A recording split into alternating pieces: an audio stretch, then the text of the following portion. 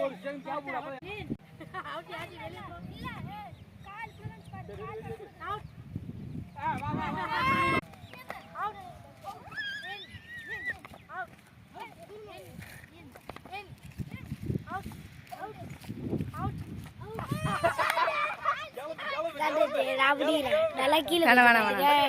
தெரியவே மாட்டேங்குது